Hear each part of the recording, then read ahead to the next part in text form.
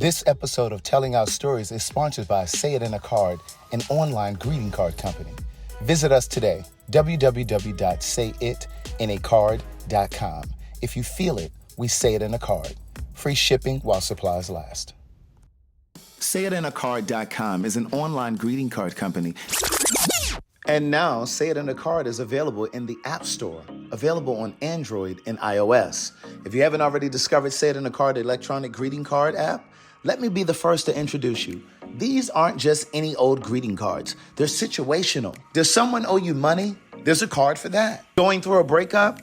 There's a card for that too. Did someone close to you lose a pet? There's a sympathy card waiting just for you. Hold on, not so fast. Coming out of the closet, we have a coming out card as well. If you feel it, we say it in a card. Download the app now.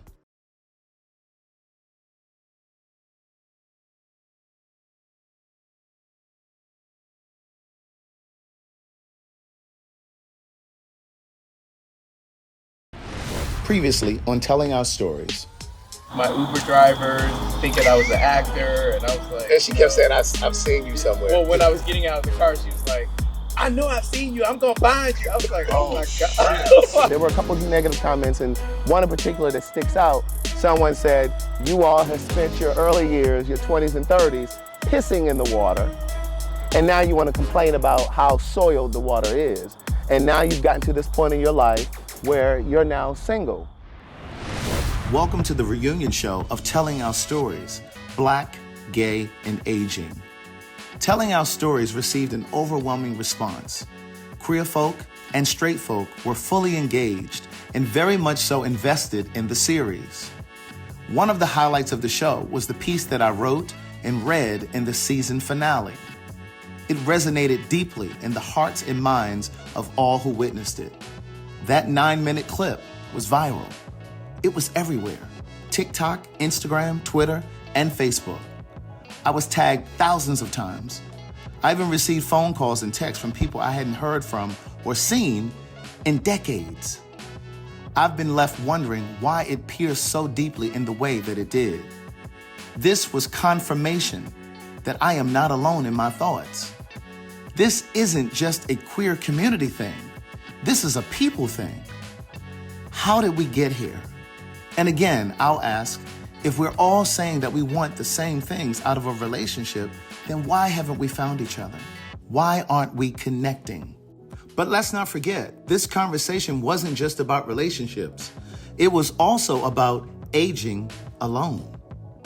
Someone mentioned to me that the series hit home so closely because the conversations were so honest, open, and vulnerable. I argue that this type of conversation happens all the time in little pockets in various cities across the country.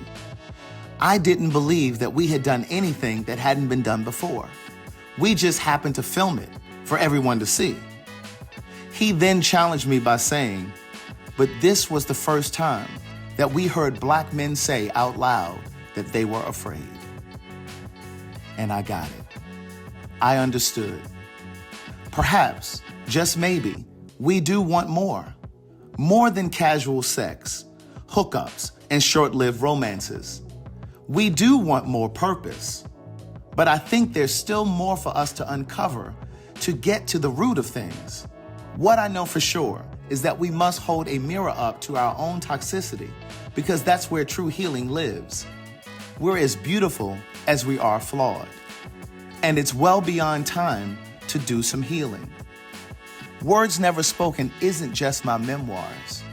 It's where I began awakening. And my hope is that you will begin awakening too. This is Black, Gay, and Aging, the reunion. What you want to call you? Charles. What call you Charles? RC Money. RC Money, I like that. What about Chuck? That's like really Right. white. I'm not calling him Chuck. There's a turnout. So they already think I'm supposed to be with a white man, so it's just like. So, did you have any things or thoughts when you were watching it? Well, no, not really. When I read the comments, there were some negative comments. And there were more positive comments. But then when I thought about the negative comments, I said, ooh. Well, my nephew called me. Everything, he validated everything. So I just ignored the negative comments. But there wasn't a whole lot. Right, no, there were very few negative comments. But one of the comments that I saw too in reference to somebody said, it was a guy who said he's been with his partner for 20 some years or whatever, and you know they have a loving relationship, and he doesn't know what I'm talking about or what any of us are talking about. And I remember saying to Scott, I said, yeah, you may be in a 20 plus relationship, but maybe you're participating in something that we don't want to participate in. Maybe you're tolerating stuff that we don't want to tolerate. Because I could have stayed in that last relationship too and just overlooked it. But maybe we have standards like that you my don't. mom. My mom Like your tolerated a whole mom. lot. Yeah. And she stayed in the relationship. My dad loves my mom to death. Don't get me wrong. But my mom tolerated a lot from my dad because she had children. Mm-hmm. Not because she wanted to put forth this image of she had a loving husband, but she had children. So we tolerate what we need to tolerate to maintain what relationship we need to maintain. Now, just because you've been in a 20-year relationship don't mean it's been a 20-year healthy relationship. That's what I'm saying. But also, you made the point that your mom had kids. A lot of gay couples don't have kids to keep them together. So we I mean, don't have the communication skills to navigate this tough space, and we don't have kids. But whatever your together. reason is may not be a healthy reason. Yeah. Right. Just because you're in a 20-year relationship. Yeah. Like they say, some women get with gay men just because they say they want to be in a relationship. They want companionship. And then I wanted to, like, Craig, at your age, if you saw the, like, what made you ignore or decide not that maybe these red flags are going to turn pink, or? No, well, in some of the instances, it was okay. I think he has a lack of experience when it comes to relationships. I felt like he had a lack of experience when it came to love. I think there was some EQ stuff going on there too. But then also, I just felt like I had to give him an opportunity to grow. You know, just because I'm not one of those people. I have a friend who says, when you buy kitchen cabinets to have them installed, they don't always fit right away. You don't just throw the entire kitchen cabinet set away. You take them down, sand it down. You might need to sand the wall down just a little bit, and then you put them back up, and then they fit. So I just thought maybe it was a thing that maybe he just needed to kind of grow and evolve. It was just a bit of experience. Because I'm a big believer that relationships are the place that we go to learn and grow. And a lot of times what I'm finding and what I'm learning is that people want relationships. They don't want the learning and the growing part. They don't want the challenging part. They don't want you to hold that mirror up. And I'm just saying this generally. I'm not speaking specifically just of that relationship. But a lot of times, and I've also been that person. So when we had that conversation before, and I said I lack emotional maturity, but I was 27, and I dated the guy who I cheated on. That was the one and only time that I've ever cheated. I was 27. And I just, the things that we dealt with at that time, I would know how to navigate that now. But at that time, I was afraid of being vulnerable because I saw vulnerability as a type of weakness. And so I never really wanted to say, it hurts my feelings when you do this, or it bothers me when you do that. I didn't want to be that naked, not that emotionally naked. So is that the same thing that you always talk about with the black men don't have, because we see it right here, the emotional, the EQ, and like, is that what you all? Craig has it. Would you consider this rare in our community, in our space, in our age? I think The it layer. is. I think it is a rarity. You don't think that it's a rarity? You think that black men, and in this case, I'm just talking about black gay men. You think that mostly black gay men are very vulnerable and open emotionally in relationships? I think the struggle we share as black men alone, prior to being gay, doesn't make us emotional. Exactly. And so I think it adds an extra layer of pressure on our relationships. I think it adds a different dimension, a different challenge, a different set of challenges in our relationships that you may be able to circumnavigate if you're a black person dating somebody white, or a black person dating somebody Hispanic or whatever. Because you're not two of the same force coming together, bringing that same level of explosiveness. Because I would say, from some of my past relationships, one issue that I have, based on the way I was raised, is never to depend on me. And that shows up in your relationships. You don't need me. Somebody said that to you? Oh, I've heard it multiple times. Where they want me almost to I need you. Yeah, that's just not the way I was raised. They Well, I hear that, but I also, because I know that about you. and I've heard it in every relationship. But I think that there are little adjustments that you can make, and this is just your friend on the outside looking in. Because This might need to be an off camera. Go ahead. well, because I think with you, it is hard for a person to feel valued and needed. Because if a person is trying to do something nice for you, even if it's going out to dinner and paying, or trying to just do something sweet for you, you have to know all of the moving parts. You want to try to do it before they do it, because it even bleeds over into your friendship. Because there've been plenty of times that we've been out to eat, and I plan on paying, but you'll go around me because I guess maybe I'm not moving fast enough, and then you'll pay. You know what I'm saying? But it's like it's hard for people to sometimes do nice things for you because you're so You don't relinquish control. right. But I'm also thinking about the word partnership. A partnership doesn't necessarily have to a partner's gonna give me what I don't have. So he has to date somebody who gives him what food he doesn't have. So I don't know if it's about needing. I think they're just basing it on what they see it, right? Like, I was always raised. If I needed something, I couldn't afford it, I called my mom. That's just it. But now it's like you start dating men, they want you to pursue. Well, I think that is part of partnership. Yeah. What? If you're in a relationship with someone and you need something, and I don't necessarily mean a bill paid or something like that. If you need something, your tire is flat, and you're like, "Hey, can you sell me whatever?" Whatever the scenario is. Why would you call your father as Well, I opposed? feel like I'm gonna figure out the problem myself. Okay, but if you can, I'm gonna figure out the problem myself. but that's what I'm saying. That's a part of Right. partnership. So like one of my That's favorite movies. offensive, actually. It is. To call, if you're in a partnership and you call your parent to help you, and you have a whole partner in the house, that's so offensive. That part I get. Yeah, that part I get. I have a question though. So like, when does it transition from dating to partnership to calling my parents to calling this person that I'm dating? So it should be natural for me if I'm in a moment of distress or help or need. I would want my immediate reaction to be to call that person. Because we made the choice to be here together and to go through this life experience together.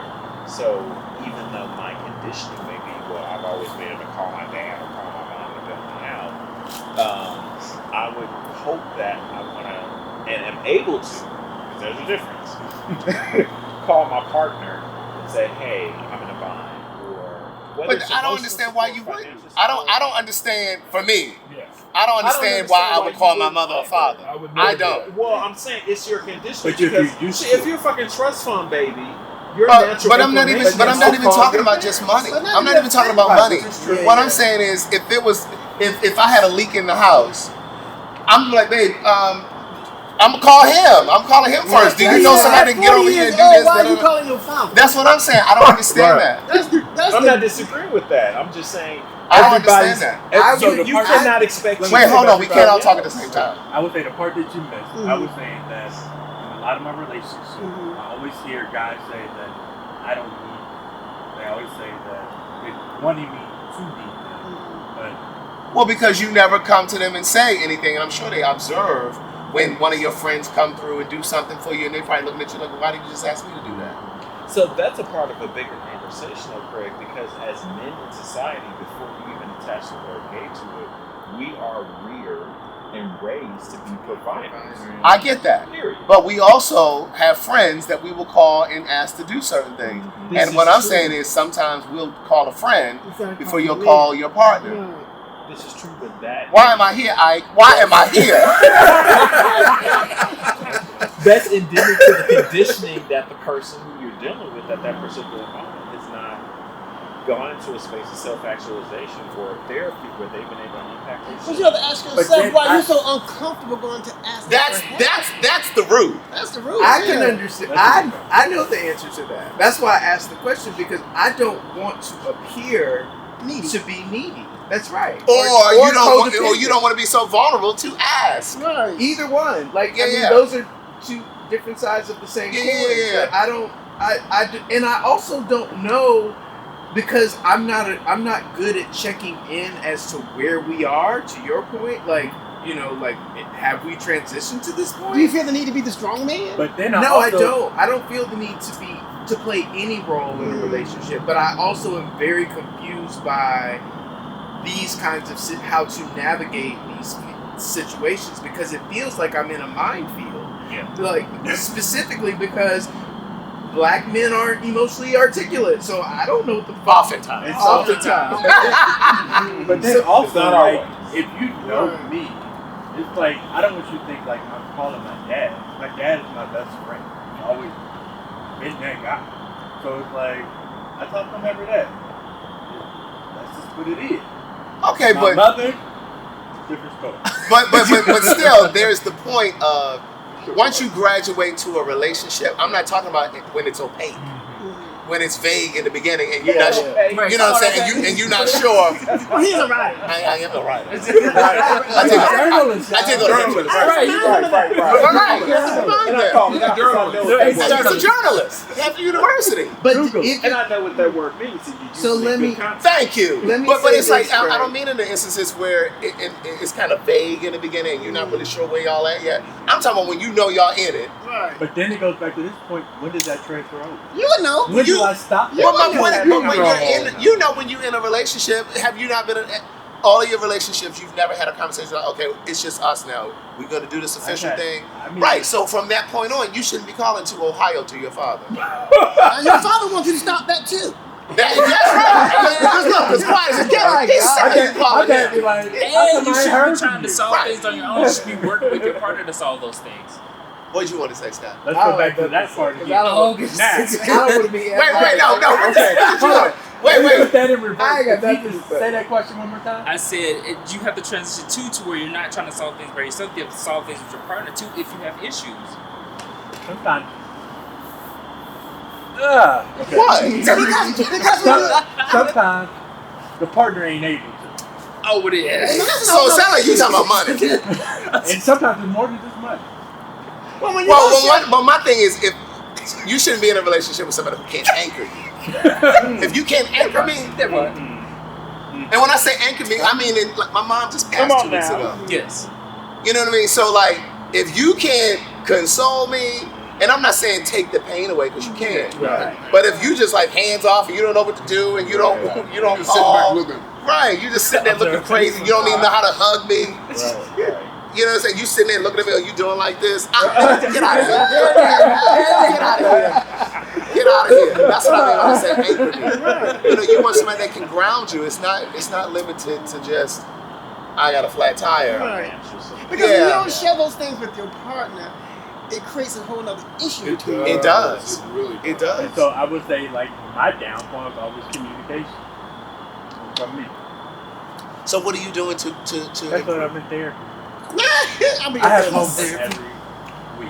Okay. So, and that's the thing when you think about everybody now, because there are a lot, which I'm here for, there are a lot more black people generally in therapy.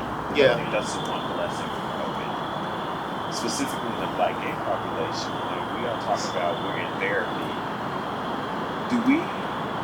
I do this, but I don't know if everybody does this. Do you give yourself markers to assess what your partner's doing? Because I know some people who've been in therapy for a long ass time. Just like people who go to the gym for a long time, they still look the same. No fucking muscles. Right, and there's no emotional Like, intelligence. sir, man, what are you eating when you leave here? Because you're here every day when I get to What the are you gym. doing? You're here every day when I get here to the gym. What are you eating when you go home? Go ahead. But no, that was a big thing. It's like, well, are you actually making progress? Or are you saying you're in therapy for the sake of saying? Right. That is good. So Ryan, do you have markers? I do. Okay. And this wasn't directed towards you. I'm just speaking. No. But like, You ain't got to apologize. to myself. You ain't got to apologize to him. But when you say markers, because I'm in therapy, but I don't necessarily know if I have like specific benchmarks or markers. So let me To measure your growth. The milestones to say, you know what, I chose therapy, signed up for therapy for a specific reason. Okay. Do I feel like I've come out on the other side of that? Yes. comparison to what I did when I got here. Yes. Okay. That's Yes, an I do have that. Yeah. Yeah. 'Cause Right, I've torn where down a lot of some contracts. people are like, well, I'm in therapy. It's like, well, you've been in therapy for like the past 3 years, but you can have the same thing. We talked about the same thing. Right? Same And shit. the therapists has helped me. that still continue to see you should be fired. Right. Yeah, Because that's a right. good therapist will send you on their way if you're not. They don't see the progress. Yeah, yeah. So And once you reach those goals, they should say, you know what, your time up is I think we're your done time. here. Yeah, we're done yeah, or here. at least with me. Well, sometimes, With me. sometimes you can out, and sometimes you can That's out, good. I've graduated That's good, to yeah. different therapists. and sometimes you can outgrow your therapist. Well, sometimes therapy is there just so you can talk freely. Yeah. That's hard. Yeah, just So talk you can freely. unravel shit Get it out of your yourself. head. Well, it's a yes and. So yes, you should be there to talk freely, and you should be getting the encouragement and the graduation that you want. And sometimes my therapist don't even say a word. You go to therapy? You definitely need a new therapist. 'Cause I would have never thought you were there. I don't see any growth or healing. You should have told me then. Enough said last episode to this. No, Enough even said like last recording. my last assignment she gave me was to write a letter to my ex. Don't mail it. Which one? Wow. That's fine. Like the Well, that's a good the name. one 20 years ago. I'm just asking. I mean, Which is true. Which is a good. Right. See, well, that's a generic response. You know what's because wrong? he knows my You know what's side. wrong with you gays? You always think that we're always trying to attack each other. That was a pure question. He has not dated just one person. Right. Well, The the ex that last- she told him to write. Okay. How many relationships? Well, I know of 3. Right. Well, you're not his therapist. Well, that's why I needed clarity, because see, No, you don't communication need is up front clarity. and clarity is up He said right to front. his ex. You said, okay. And that's why my So the last communication's getting better. Did you write it? I did. Did you send it? I'll let you know when I He get said, it. you're not mail it. Oh, is it? You're not mail it. Okay. You're going to take it to her. Can we read it? I'm not giving Oh, she wants to read it. She's gonna. Remember, they'll be able to help you more if we can read it. Well, that's speaking of assignments. My therapist gave me an assignment earlier this year, which I still haven't completed. Earlier this year, we're almost at the end of the year. Wait, what was the assignment? November. We're about to fall into a whole new president. Okay. Write a love letter to yourself. You've had almost 11 months, and you still haven't written that letter? And I've had- completed the letter. Have I've you started writing it? but I How haven't- far are you in it? One paragraph? No, I was 80% there, but it's been. I wouldn't say it's Revision? been a struggle, but the good thing is it's been this evolution of everything I've been writing. Because when somebody tells you to turn a mirror inward and say, well, what do you actually love about yourself? That's just change. It's hard. It's hard. In theory, it may sound easy. Like, of course, I can write a love letter to myself. You know, I'm writing all this stuff like, I love my eyes, I love this. But she was like, we'll go deeper. That's surface. That's surface shit. Coming up next on Telling Our Stories. To your point, when you said you don't understand black people, we're talking about voting for Trump. I see black people who say that, or people, period, who say that they don't understand government. When they talk about how they had better years with Trump, baby, he was riding off of Obama. Yeah, off of his presidency. Are you ready to supercharge your health with nature's powerhouse? Introducing B. Haiti Bloom Sea Moss, packed with 92 of the 102 essential minerals your body craves. Sea moss is the ultimate wellness ally.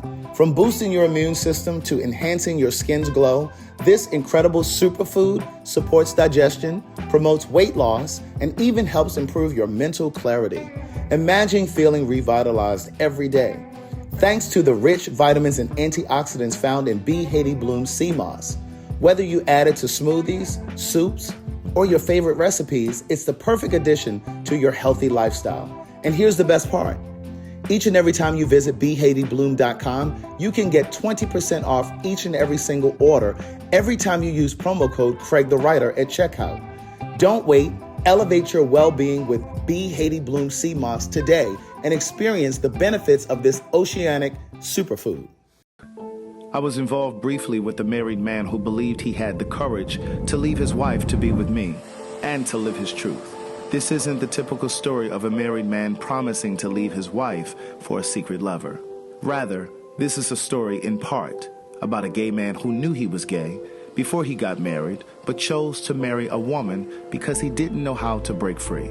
Rocky and I met on a gay social media site 3 months after I returned to the East Coast to live, and just 11 months after he was married. At the time we met, he was living and working in Dubai as a contractor for the government on a military base, while his wife was stationed in Tallahassee, Florida, where they had a home. In one of the first messages he sent me, Rocky shared that he was married, but that he had regrets. He explained that he had come out to his mother and siblings when he was 18 years old. He sat them. To listen to more of One Thing for Certain, Two Things for Sure, a memoir continued, visit audible.com. It says vintage bussy, okay? And I'm like, Vintage bussy. and some of the So you don't want people to know that you give your bussy away? But this is the thing. Some of the comments on his page were like, vintage bussy at 34 is wild. It's like, oh my God. You don't want people to know that you give your bussy away? Only to certain people. Only to certain people. But see, that's what she wants you to Well, get. that's when you're getting deep. Yeah. You So, gotta get into the what kind of scars. scars are we talking about? Fred, we're Scars not that we in won't therapy. discuss. No, don't do that here. But You said what? scars that we won't discuss. You gotta call them when you get closer. See, my letter was a letter of apology to myself. It was a letter of apology? And what were you apologizing for? Just the things that I've allowed to happen in my life, the things that I've created in my life. That, you know, I the think shit this is that called I've... black Yeah, the things Right, that I think. Yeah, we're not in therapy. Therapy is a part of aging, though. But, yeah, Aging is therapeutic. So things that show you... myself grace. Okay. Okay. Right. But you know, what's your letter? Listen, I've written 3 books, 4 books. So what's your letter to yourself? Words never spoken, and One Thing for Certain, Two Things for Sure. That's the letter to myself. Have you written everything that you want the world to see that you've not hidden? I don't think everybody does. Well, the letter. I'm writing now. The apology and the letter to yourself are the things that you don't want read out loud. So you wrote those things that you want to hear out loud. You want to hear the things that you don't want the world to know. So what would be your letter? But that's what I'm saying. I don't even know if there's anything that I don't want the world to know. Because, like, when I was writing those first 2 books, I was literally in tears. And I often didn't even think I was going to put those books out. Like, when I literally wrote, like, certain sections. Like, when I literally wrote about cutting holes in the shower curtains when I was in college. Because I wasn't allowing myself to be gay. I wouldn't allow myself to venture out, go to clubs, have experiences. But when you're so gay, like you're that so gay, why was it so hard for you to be gay? Says the person with the voice up in the But like to write that kind of stuff out, like that I was cutting. I would go in the stall because the bathroom stalls were directly across from the showers, and I would cut those little nylon shower curtains because I figured, okay, I'm gonna get me a little pee. Because I was at the beginning of the exploration phase. It's like, that's where the kids get it from. I don't know. We just got the people in the showers.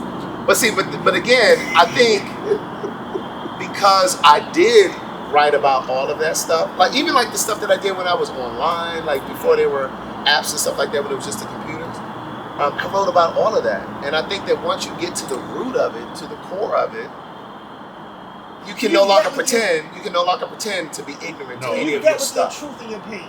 I think I have. You may have. And there are things that I'm writing now, and I don't know what it is just yet. But a part of it was what I read at the last thing. You have any shame you have to deal with, or is that just your shame? I don't think I have any shame that I'm dealing with. Not anything where if it was exposed right now, I'd be like, oh my God, yeah, I don't think there's anything like that. So what is your concerns about this upcoming election as it relates to being black and gay?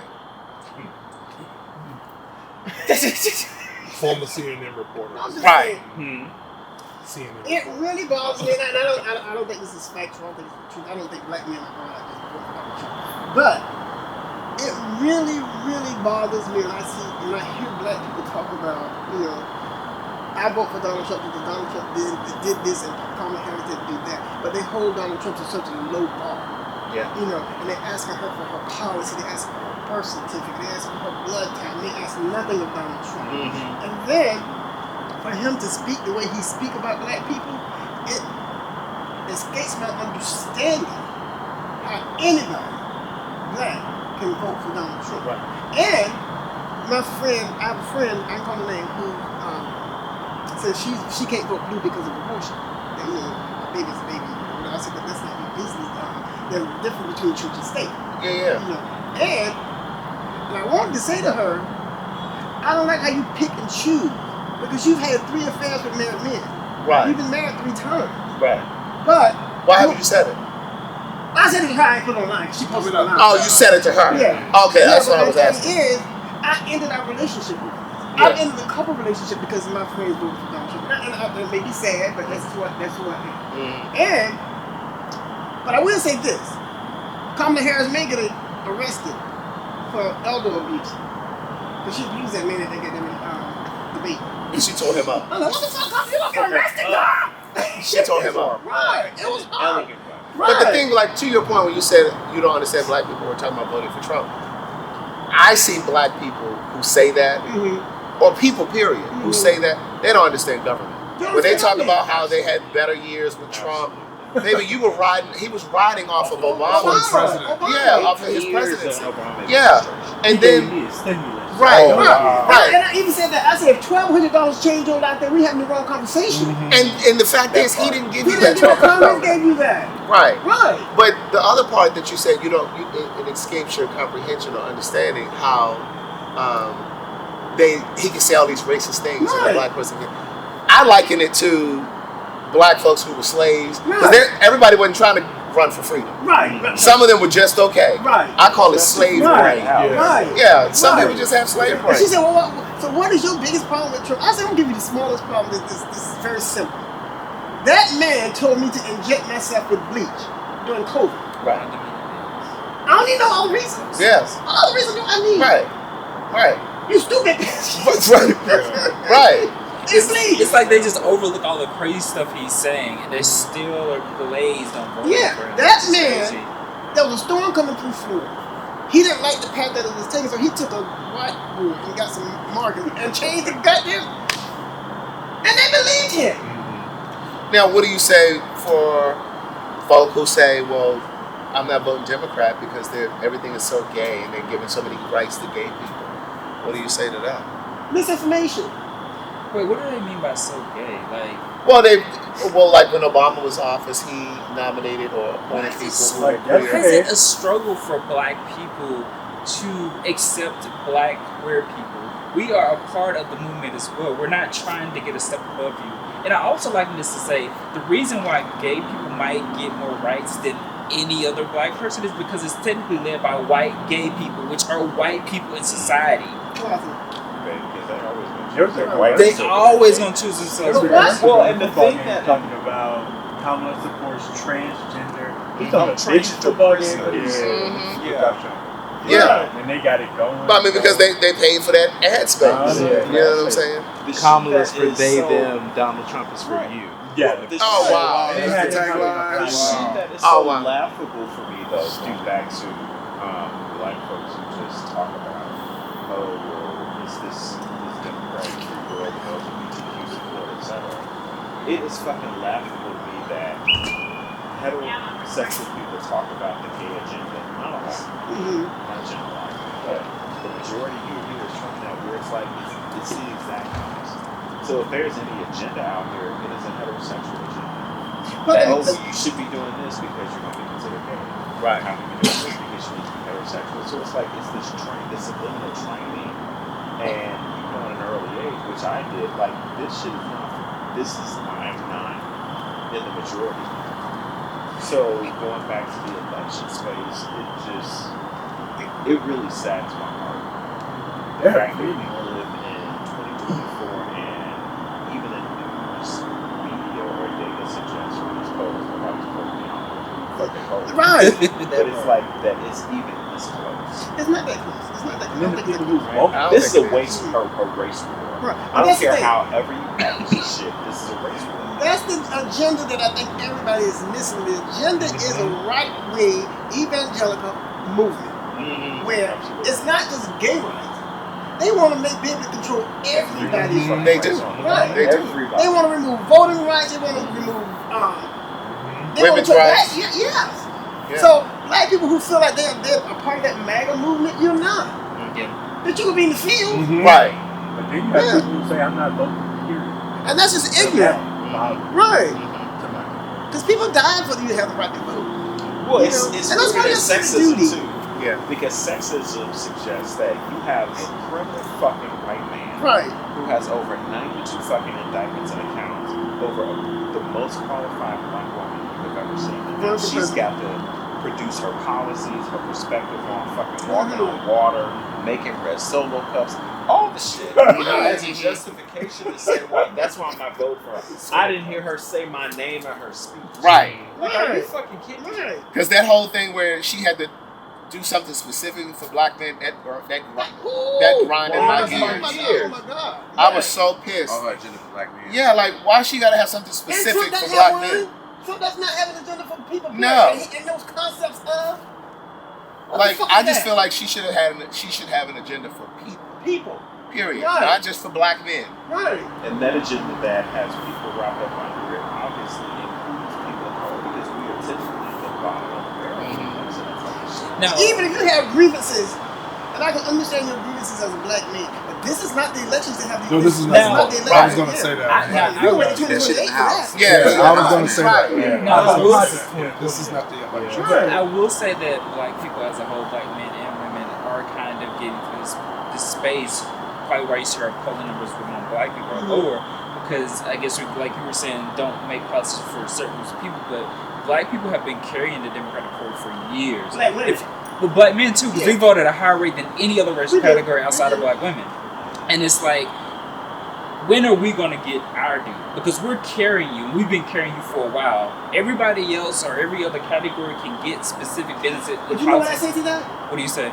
We need to vote. Not only vote for But we've president, been voting, No, you know we what need I'm to vote for local elections. Absolutely. Oh yeah. The sheriffs, Yeah. all that. Yeah. I the get DA. that, but why is it that we would have to vote for local, but Because not that's get what- national? what It That's goes where back we to get the at. same fucking thing Craig just said. If people don't understand how government works. Right. The office of the vice presidency and the presidency It's a does not cheerleader. control local and regional laws. Right. Exactly. But no, I'm talking about like from a national perspective though. This is what black people that I've been hearing talk about for the last few years: reparations for like American descendants of slaves. That's one thing that's a big topic that's coming up, that's been coming up over for years, and that's one of the issues that is pressing, and that's what we're like is looking for.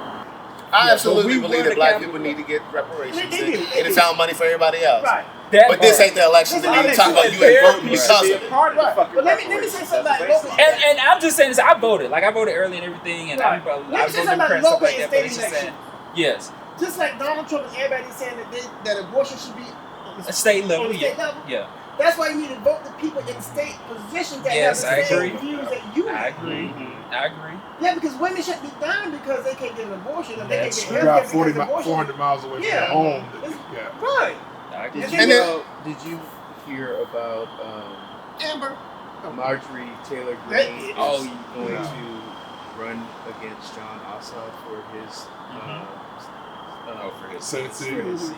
Yeah. Like Donald Trump has endorsed Marjorie Well, she's Taylor gonna lose. Greene Right. If he to didn't do run it. against John Ossoff. Right. Right. This bitch But even in well. terms of all of this, in terms of like prescription drugs and things, because we know that PrEP, Doxy, Right. PEP, as well as HIV drugs are oftentimes covered by insurance. So again, this is a policy Federal that funded.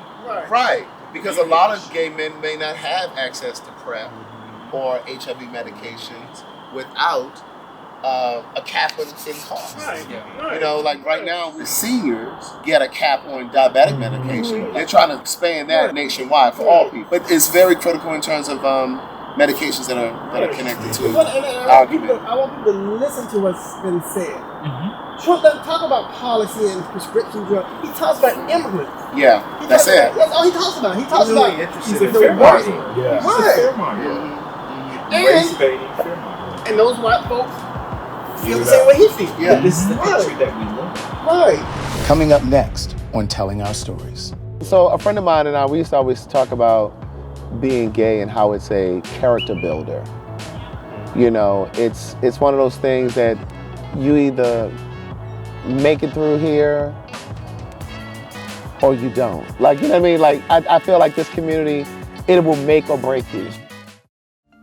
Parks Holistic Health, where solution-based wellness meets spiritual connection. Parks Holistic Health offers compassionate, honest, and consistent support that your soul deserves throughout your healing journey. Our programs and services are inclusive and welcoming to all walks of life, inviting people of all racial and ethnic backgrounds, sexual orientations, genders, and unique abilities to receive safe healing guidance.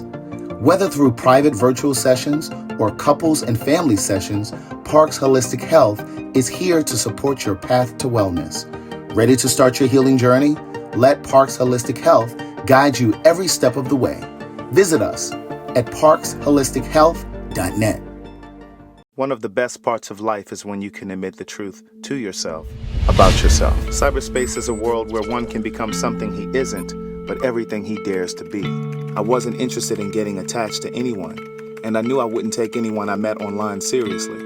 I had multiple screen names to increase my chances of meeting someone attractive. The majority of the profiles noted HIV negative under status, but I knew better from the work I had done in the HIV community. I knew 1 out of 3 black gay men was positive. The messages I found in my inbox validated me in my depression. In some strange way, they reinforced that I was worthy and deserving. My days consisted of waking up and logging on to see how many messages had accrued overnight. Months passed before I got honest with my therapist about what was happening with me. And before I knew it, I heard myself say, I've been having sex with people I meet online. To listen to more of Words Never Spoken in Memoir, visit audible.com. Yeah, there should be a dating app just where you've been verified that you really want a relationship. But how do you do that? How How do you determine that? How do you determine Because that? the truth is, You have to take a lie detector test. But they will have to pay for it. You know that. You know they're not going to pay for it. They're not going to pay for that. but the truth is, there are so many shows on TV where people go on there, quote unquote, actively searching for love. Right. Oh yeah. And I can't tell you how many times I've watched the show and they realized that somebody was just engaged 3 months before, or they were just in a sexual relationship with an ex, or they just got somebody pregnant. It's just like, well, you said you were ready. Yeah, but I think that's more about they want their 5 minutes. Maybe we in need the to be sun. on the That's what I'm saying. So how do you know? How do you really vet somebody to say they're ready for a relationship? One of the things that I was saying was about people being in my DMs, asking me out on dates, which I thought was a little weird to me. Elgin and I were talking about how it is probably the new norm, and I should probably embrace it. It's just because I don't think like that. I don't see someone on social media and think, oh, they're cute, I'm gonna message them and ask them out. Well, there was that one guy. Wait, am I Jerry Springer? Yeah. I mean, I wasn't gonna say it. What one guy? Bill Donahue over here. Well, I don't know how to say it without saying it. Well, say it. 34, but You He just turned 35 today. That's like Phil Donahue. Got an old soul. That messaged me? Yeah, you know what I'm talking Basically, you about? hooked up with Yeah, one guy. I do know who you're talking about, and remind me to, because he and I spoke today, and Really? yeah, That was a couple years ago. yeah, we spoke today. Anyway. So people have jumped in your DMs. Have you been on any dates as a result of No. telling our stories? No. You have Well, not. and that's what I was gonna say. Was Any because- hookups? Already been labeled. Don't be tapping over here. You see I was asking, any He hookups? totally looked over. I was just curious. Well, what I was gonna say was that I think it's interesting to me, like, because what I said to the guy was, because he literally just asked me out, and I was like, well, the strange part about this is you have at least the base understanding. You know what I sound like. You know, like kind of my demeanor. You get a general sense of who I am. Because he watched the series. I know nothing about you, and that's not a level playing field for me. Like, But isn't that intriguing though? for me, no. Oh. Like, I'm 56. I'm not intrigued by much. Like, How you gonna meet somebody? I don't know.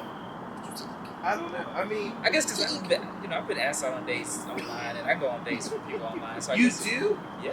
Like, just without knowing. Yeah, it's like the excitement about it's the mystery behind it. I don't disagree with that. But I also think that a part of aging is you are less likely to take more risks. Gotcha. Yeah. That And does I make think sense. that, in my brain, I'm like, this motherfucker might chop me up into 18 pieces and throw me in the trunk of his car. Like, I don't, You don't meet him in a position in that place. You meet him at a local. I could get up and go to the bathroom. He could drop some shit in my. But how is that different from hookup culture? When you hook up and go to somebody's house or they come to your house, they can kill you there too. Guess what? They want the Bulldogs. Correct. They Correct. Well, and that's why. Look, I understand. Craig. Y'all gonna stop talking about bulldogs. Craig, You got slack I understand, but for the grace of God. Because I have been there, done that, got the t-shirt. So I have gone home with plenty of people. But you're saying now you right, I'm not doing that no more. Because when you know better, I'm you with do you on better. that. So that's why they say Well, we're not And you saying. keep a piece of We're your not house. saying go to the house. We said Go to a coffee shop or A something. coffee shop. So he don't chop you up. Yeah. Go for Thai. Or how about this? Thai food. Have a few phone calls before you even go on the date. Okay. Well, I would hope so. People data suggests that when people get murdered, 9 times out of 10 it's people they know. Oh, So absolutely. you don't know him. No. So you should be fine. No worries. Yeah, you should be okay. Share your location. I need to get some new friends. Right. Now, Elgin, you had said after we did the first series, you were saying that there were things that we should have talked about. Do you remember any of those things that we should have ventured One into? of the things which I think was our message to the generation behind us. Mm-hmm. If we all had something we could give to the generation behind us as a lesson, what would your lesson be? Really live. Live your life. Live your life. Have no regrets. Live your life. People may talk about you and all that stuff, but live your life. You only have one. One day, you may not wake up. Love the people. Love. Touch people. So Love. you get one lesson. Right.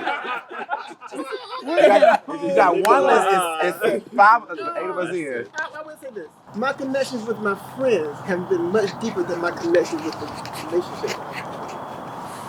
I do want a relationship where will be okay.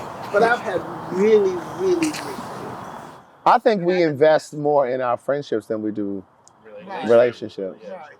I think we're more vulnerable. I think we'll go an extra mile. Like if you have a disagreement with a friend, where with a relationship, oftentimes we'll be too proud to call or send that text or try to smooth it over. I'm like, bitch, I you don't still mad? disagree with that. Right. We're friends. We be like, Right. you still mad? But why don't we do that, in relationships? You know what I'm saying? So your lesson would be what now? To live? Yeah, can we narrow that down? To make good connection with your friends. And you have to have a core. Okay, got it. Thank you. Connection with your friends. Yeah, no, you're done. Anybody else? Who else? No. You get one lesson to pass to the next generation. I got one. Okay. And that is, it's never too late to do anything that you want to do. Don't tell yourself the story that I can't do this because I'm too old, I'm too young. It's never too late to do anything. Unless you got bad knees. I would say for me it's never stop dreaming or daydreaming. I carve out time every day or every other day to make sure I just sit with my thoughts and just visualize and dream what's next. I think we should spend a lot more time being introspective and just daydreaming and dreaming about what's next. Because the social media has taken over this new generation. You need to really get into some really good stuff, history. Just read, learn, and just open yourself to a lot of stuff besides what's on the internet. Right. I think that's important. What's yours, Elgin? For the next generation? Oh. For the next. Oh. We're going to skip over the generation. Well, where he got the pass down? So go ahead. Yeah. Go ahead. So I would say the thing that I would pass down is just give yourself grace because I promise you're gonna make a lot of mistakes. You're just gonna have to try to overcome those and just just come through the mistakes and just keep living. On top of everything you all said, I think mine would be have some discretion. Okay. Like stop telling everything, stop showing everything. We don't need to see you getting bust It's a social down media. on Twitter. It's You a know, if you social want to get media. bust down in the house, that's fine, but I don't need to see it. Have some discretion.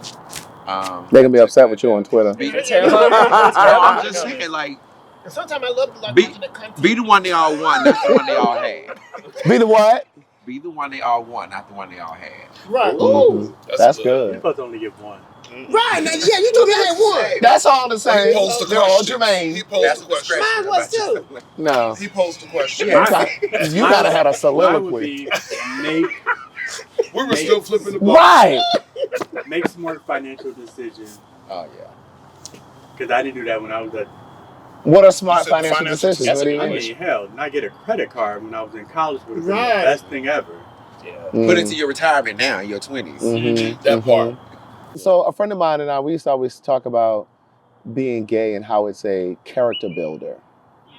You know, it's one of those things that you either make it through here or you don't. Like, you know what I mean? Like, I feel like this community, it will make or break you. It sure will. You know what I mean? It's And so brought a just, lot of us. right. And so I just would say, just be very clear about who you are. Know who you are. Don't change for other people. Don't try to be validated for friendships, for dates, for hookups, any of that stuff. Like, be clear about who you are and know that you alone are enough. You know what I mean? Because you see so many people trying to chameleon. You know, they act this way with this group of people, this way with another group of people. They're trying to be something different in front of their family.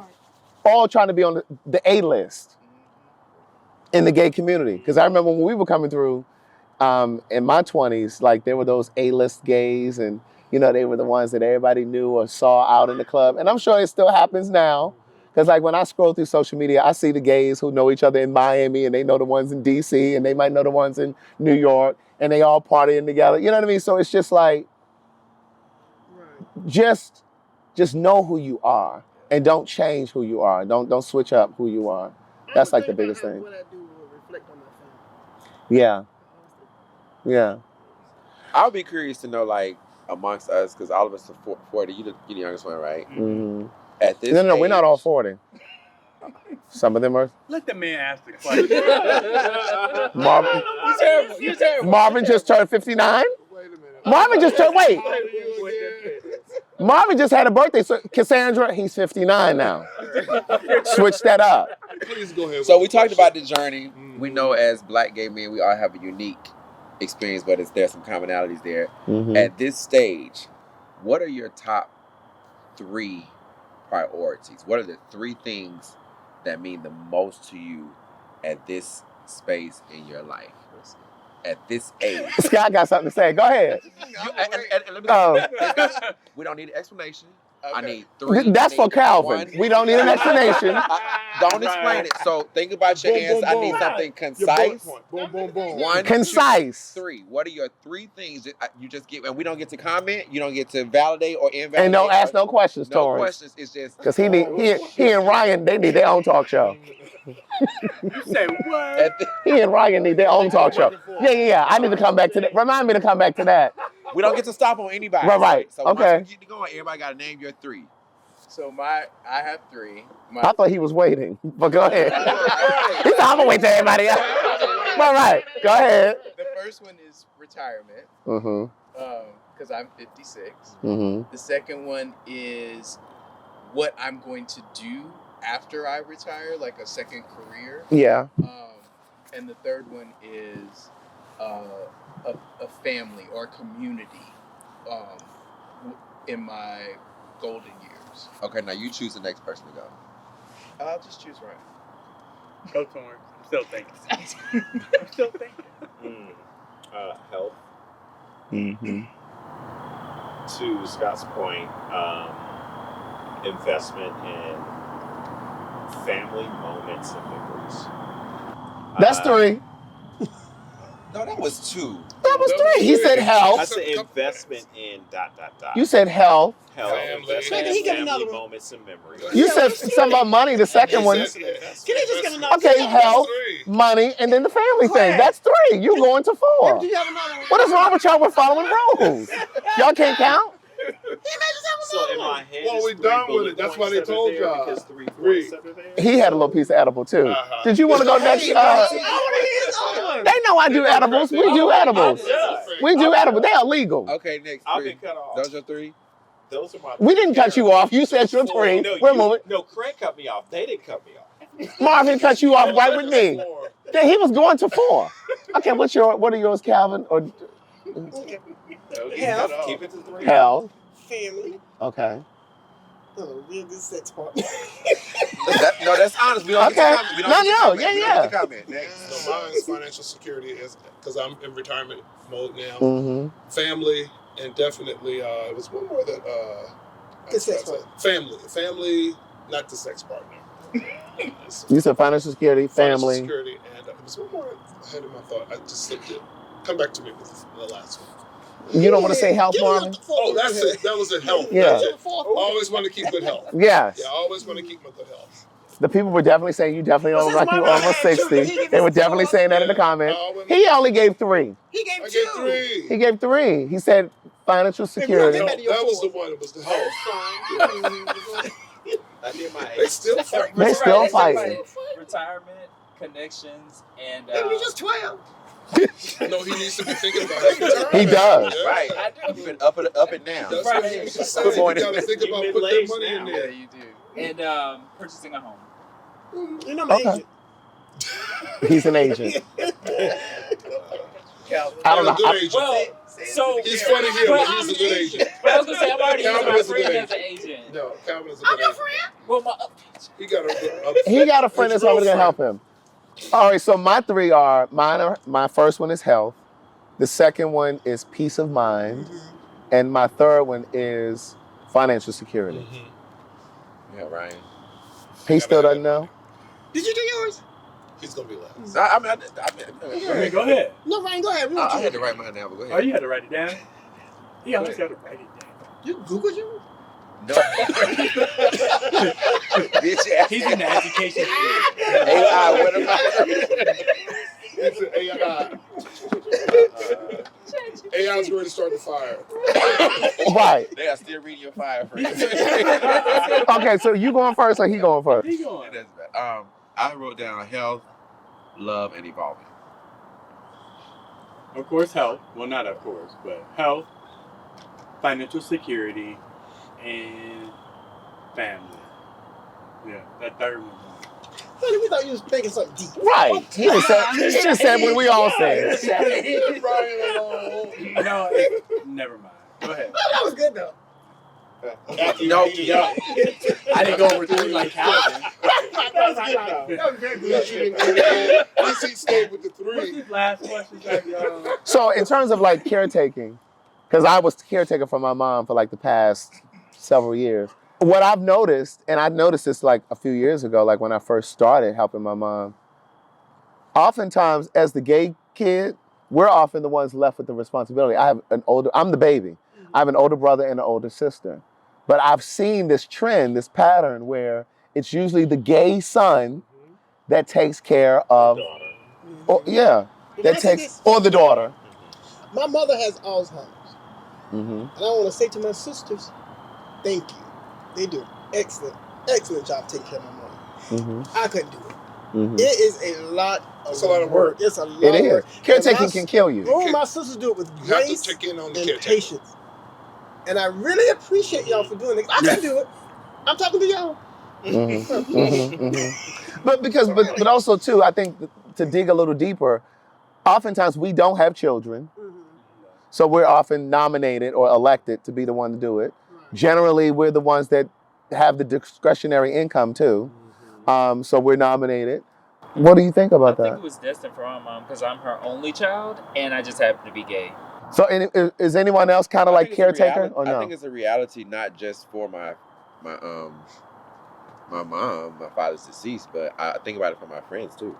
I got a friend right now that's in stage 4 cancer.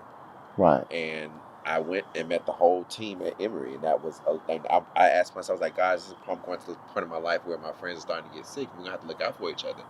I have a close friend I've made a pact with that If neither one of us in a relationship by 55, we're just gonna marry each other for that space to be able to share those medical pieces. A lot of the people who watched the show said, well, why don't they get together? Why don't some of you get together? I'm gonna marry Scott. So, I think at some point you look out for the caretaker. Do you have a ring for him? Do you have a ring for him? He said, I do. Coming up next on Telling Our Stories. Every time I wake up and find that somebody's died, it's still shocking. Because does it feel like the pendulum is swinging closer to you? Closer to me, right. I'm always wondering, like, what's on the other side? Because we hear all of these stories about how there's a white light. Is there really a white light? Or is that just what happens to the body when it's shutting down and the soul is leaving? At Productively Purposed, we believe that true success starts with clear vision and purposeful action. As a minority and veteran-owned business, we bring over 20 years of experience in program management, employee development, and continuous improvement to every product we create. Our mission is to help you take meaningful steps towards your goals. Whether you're a small business owner or someone focused on personal growth, we offer a variety of downloadable journals, planners, notebooks, accountability kits, and vision kits, all designed with one purpose in mind: to provide tangible support in your daily life and long-term pursuits. Each product is crafted with meticulous research and practical testing, ensuring they do more than organize. They inspire action and keep you on track with your commitments. Find us on Etsy, where we are ready to help you transform your potential into performance. Productively Purposed, transforming potential into performance. Visit us at productivelypurposed.com.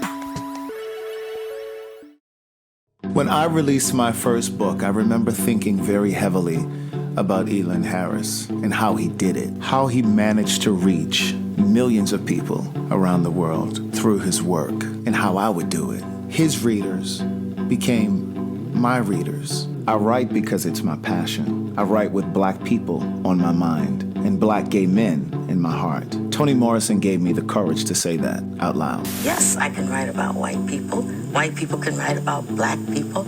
Anything can happen in art. There are no boundaries there. I could write about anything, anyone, but I choose to write about our experience. And I've spent my entire writing life trying to make sure that the white gaze was not the dominant one in any of my books. Book of Jewels is my love letter to Black people.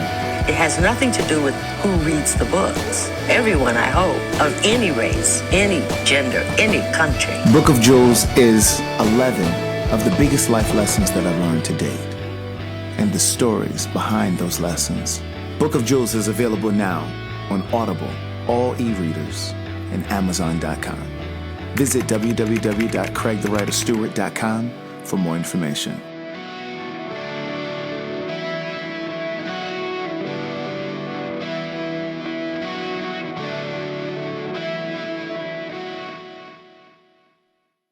That's a good too. I don't know. A chemise. That's French for sure. He's a chemise. Okay, maybe I don't know what side is. Side is non-sexual. No, Not No, intercourse. ain't no side. Ain't no side. I'm not a side. Well, you a side for the intercourse. I want to go inside. Somebody going inside. He said somebody. I don't know. Somebody is going in there. We can turn to the side, but I need to get in there. I know that's right. I think sides just kind of jack off together. They're Yes, everybody have one more drink. prodigying and all that. No. Yeah. Y'all can tell the we gonna go out. But then it's like, what's the difference between side and baby? Child, I was I don't have time. It's just a different name. I mean, like, I don't know. I'm not finna jack off and you let it be next to me. Yeah. Now that I think about it.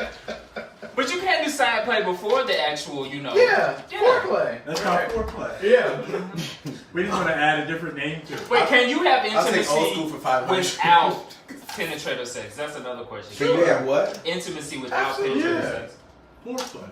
That's so you're a side in that moment. Not saying you're a side for the rest of your life,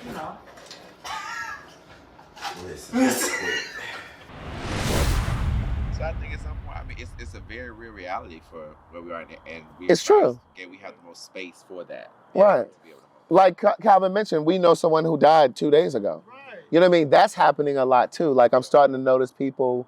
I went to my 30-year high school reunion a few weeks ago, and they had a whole poster with like 19 people who had died since we graduated.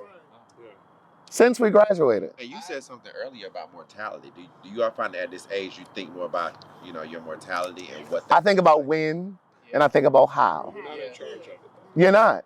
You're not. That's the only thing we can't make a decision. You can't. I saw on Instagram there were these a group of white gay men that pooled their resources together, and it was proportionate to their income. Right. And they created an LLC, and they bought this huge estate in Italy, and everybody pooled. And so, based on, like, let's say you give 50,000, I give 80,000, and you get a vote based on how much you've ponied up. And so they run the estate like a business. Everybody gets a vote based on how much money they have contributed. They decide like how the grounds are going to be kept and who's going to cook the meals. But it's like, I think it's 12 of them. And I've actually... They live on this estate. Yeah, they all live on this estate. And I thought about that, and I was thinking about like how to approach my friends to kind of do something like that, because I think about my mortality and what that's going to look like and how I age and who's going to take care of me and all of those kinds of things that weigh on me. Like, Do you fear it? Do you fear getting older? The older I get, the less I fear it. The older you get, the less you fear it. Yeah, I don't fear it. I think it's becoming a much closer reality where you have to plan for those things. Yeah. Because of all the things that you said, like we don't have children. You may have godchildren, nieces, and nephews, but those are not your children. So I don't think it's a fear. It is just a constant reminder of how planful you need to be, because it's a bit more ever present. Yeah. Right. But every time I wake up and find that somebody's died, it's still shocking. Because does it feel like the pendulum is swinging closer to you? To me.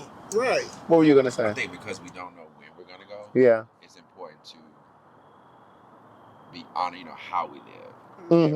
We don't know that we're going to live long, so it's about how do you live in the now. Yeah. So What's your legacy? Y'all need to be telling me y'all love me every day.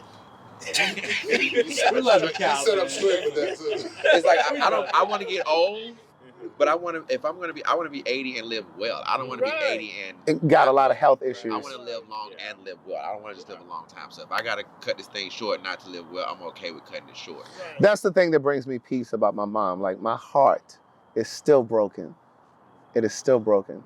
But the thing that gives me peace is that she no longer has to deal with dialysis. I mean, she literally was on dialysis for about 8 years. And when I think about all that she probably suffered through and didn't want to, because she was a Libra. And Libras, everything that I know about Libras, they're really proud and they don't like to ask for help or assistance. And so like that was 8 years of asking for help or denying yourself stuff because you don't want to ask for help. All of the times that she may have been nauseous, all of the times that she may have had an upset stomach, but she jumped on a plane and came here because she enjoyed being here. So I just think about all of those things. So I think about how and when I'm going to pass. I think about that. Are you afraid of death? No. I am. I am too. I'm afraid of I don't know what's on the other side. This is my They philosophy. don't know anything. I was sharing this with my therapist. We were talking about it because she had asked me, well, what is your perspective on death? Because I've always been that person who asks those questions to say, well, I don't consider it death. It's a transition. Because what you learn in science is energy. We are human beings, we are spiritual beings having a human experience. So we are, at our very core, energy. Energy never dies. It just transfers. So in my mind, I'd like to think, because when we were talking, remember earlier this show, I was like, I have a thought for a show. I feel like your energy transfers over to a different planet because we live in a huge galaxy. Right. So I have a spiritual teacher. I've only spoken to her 3 times. When my mother came to live with me for that first year when I first bought this house, when I broke up from my last relationship, and a week or so ago when my mom passed. And so she calls it a graduation.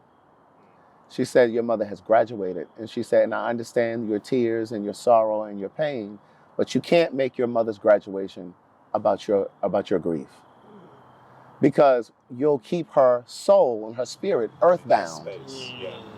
Yeah. That energy. That energy. You're forcing it. So my thing is, I'm always wondering, like, what's on the other side? Because we hear all of these stories about how there's a white light. But my thing is, because again, I'm a thinker. So I'm always thinking, like, is there really a white light? Or is that just what happens to the body when it's shutting down and the soul is leaving? Is it really a white light? Or is that just the lights are shutting off in your body?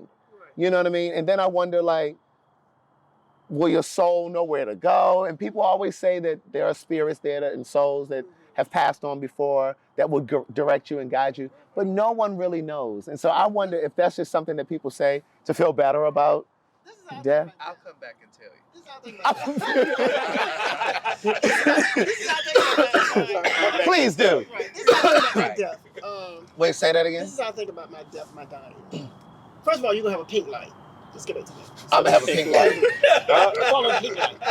You're the one that had the little baby doll. Fighting with your sister about a doll.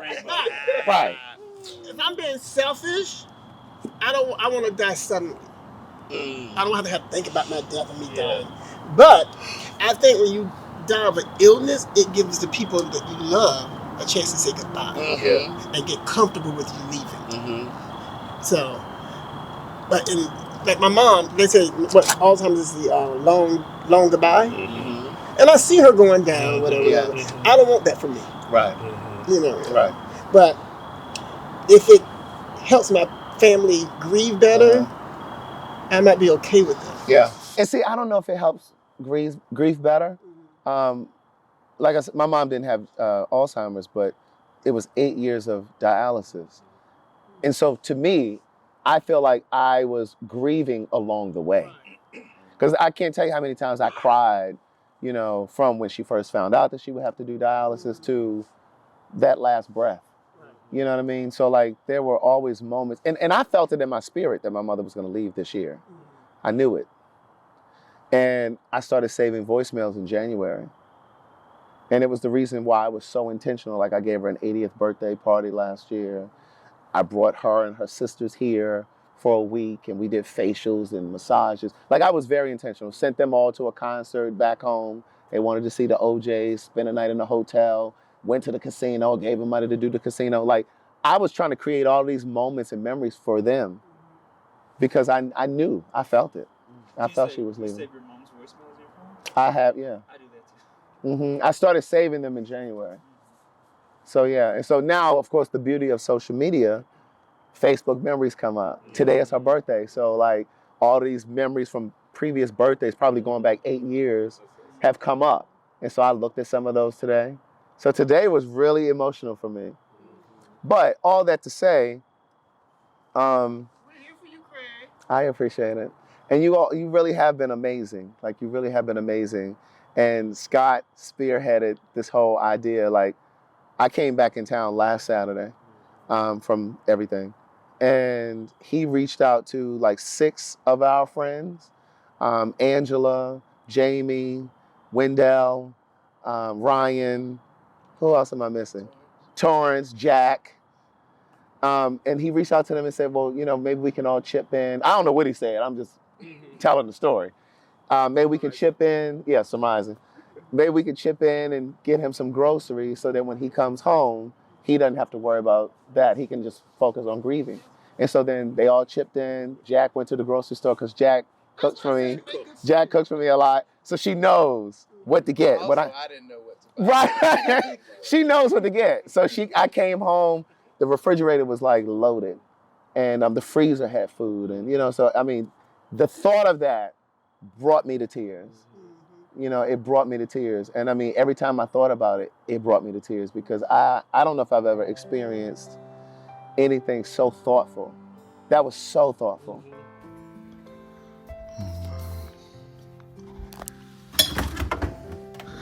Oh, wow.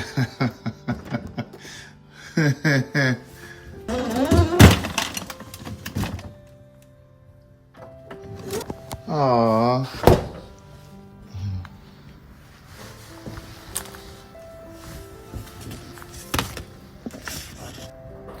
One friend can change your whole life. So blessed you're in our lives, Scott. This was so nice.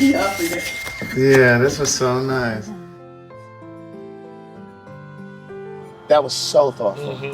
And because you built connection, good friends. Yeah, like I was yeah. saying, but y'all wouldn't let me finish. Yeah, and I think that's important. Going back to what you were saying, it's important for us to build and stitch those kinds of relationships throughout this community. Because, like I said, once this first series went viral, I was hearing from people that I hadn't talked to in 20 years. But I want to go back to the caretaking thing. I just feel like this next generation is coming up definitely has lost that piece of caretaking for their parents because they're so involved in stuff that just really doesn't matter. Right. So I just really feel bad for moms and dads if they're dependent on their kids now to take care of them and look out for them when they get a certain age. It's going to be tough. Right. I think my generation and the one right behind, in front of it, that's it for the caretaking for parents. Yeah. But they said because everybody's so selfish now. Yeah. They said that about our generation. You think so? Yeah. I don't think so. I think all generations said that about the following. I just don't feel like it. I feel the same way you do. But I do because I look at my nieces and nephews and me and my sisters talk about it all the time. But when they get older, things change. I think they grow up at some point. Yeah. Hopefully. Hopefully. You hope. Right. Yeah. But I also will say, it's really important to make sure your loved one has his or her business in order. I'm so grateful that my mother. Well, first of all, I've known her bank and ATM card numbers, PIN numbers for years. You know, for her saying, run to the ATM and get da-da-da. But she literally had the PIN numbers for both banks that she had at home. She had an account here too. But she had both banks, the name and the PIN number. But I already knew them. And she had a will. You know, she had all of that. And the life insurance policy, I knew all of that was in the same place. So it's really important to know where your family stuff is because the last thing you want to do is be wondering and looking and digging, because then you got to make those phone calls if you're the person that's going to make the phone calls. I was the person that called the life insurance. I was the person that called and canceled her Social Security. I was one that called and canceled her pension. You know what I mean? I did all those things, cut the cell phone off. I did all of those things. And so I knew her Social Security number already. If you don't know your parents' Social Security number, then you need to at least have it written down somewhere. But they need to have all of that stuff somewhere. And it's important that they have your name on their bank account because they will lock up that money. They shut it down. The bank will lock it up, and you will not. Payable upon death is one of the biggest things that most Black families don't talk about because that's not something that a trust advisor will tell you. Because I'm setting up a trust for my mom, I have my own, but you need to have. You can do that even without a trust, payable upon death, because it frees up your ability to go into your parents' account or your loved one, whoever you were raised by, to take care of their affairs without it being caught in probate. Right. Yeah. So, but to your point, that's huge. Yeah. I think is important as what you're talking about, and it is important. But I also think it's important that as friends, we know that kind of stuff too. I agree. We know who to reach out to. Yeah, we know our parents and. Like how to get, like if something happened to me, like Wendell, Jamie, know how to get in touch with your touch parents. with my family. So, I think that it's important. I say that because I think a lot of times we just kind of live in the moment and we call each other friends. But if you don't know who someone's family is and how to get in touch with them, they're not really friends. Yeah. I agree. Do you have a summary? Because my ankles are freezing. I'm going home. All right, listen, any last words, anything else that you want to add to it that you didn't get to say? All hearts and minds are clear. I love you all. Thank you for the I love you all. Hey. Thank you for being here. Thank you. Happy birthday. You ain't been out for 2 weeks. Or if it's ginger ale. Right, that's another one. You've been out 2 weeks. Ginger ale. Listen, get your last minute things. Everybody's seated and he's still asking for Sprites and ginger ale. She's assistant. No, she ain't here to assist you. The people did not like that in the comments when I said slip up about cheating. They were like, Well, I'm not as bad. They as were I used disappointed to. in all of you. it's okay, they'll be alright. They were disappointed in all of us. All of them. And we're equally disappointed in them.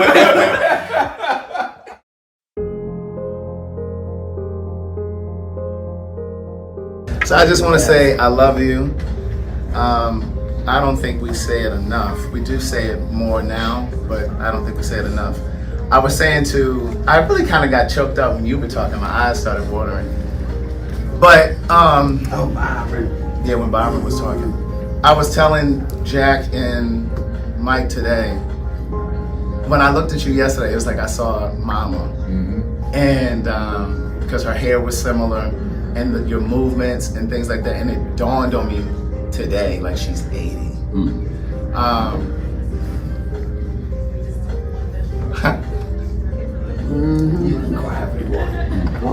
Go ahead. It's okay.